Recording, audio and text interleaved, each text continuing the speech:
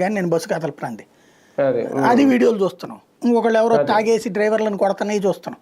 తాగితే సకల దరిద్రాలకి కారణం తాగుడు. మెయిన్ అదే. ఆ తాగుని మనం ప్రోత్సహిస్తున్నాం. ఎంత ఎక్కువ తాగుతున్నాం గొప్పగా స్టోరీలు రాస్తున్నాం.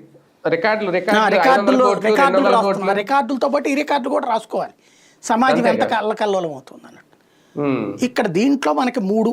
ఒకటి, వాడు తాగి పైకెక్కి అక్కడ కూర్చునేదాకా చేత కాకపోవడం, కనిపెట్టలేకపోవడం. రెండవది, ఆయన దించడానికి 3 గంటలు పట్టడం.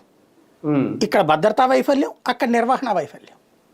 ఫ్యూచర్లో ఇట్లాంటివి కాకుండా ఉండటం ఏంటన్నది చూసుకోవాలి. టీటీడీ సీరియస్ గా ఎఫర్ట్ పెట్టాలి.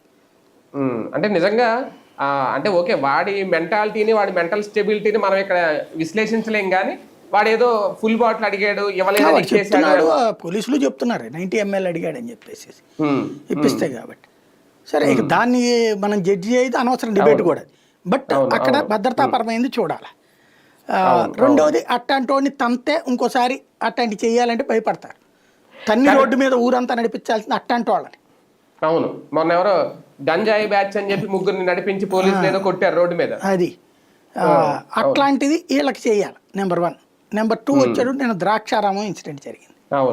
ద్రాక్షారామంలో వాళ్ళు తెలుగుదేశం వాళ్ళని వైసీపీ వాళ్ళు అంటారు, ఏం కాదు అతను ఒక నిందితుడు అని చెప్తున్నారు. అతను మద్యం మత్తులో చేయలే, మామూలుగా చేశాడు. అట్ట చేస్తాడు అసలు. అదేమంటే పూజారికి అతనికి గొడవ అంట. పూజారికి అతనికి గొడవ అయితే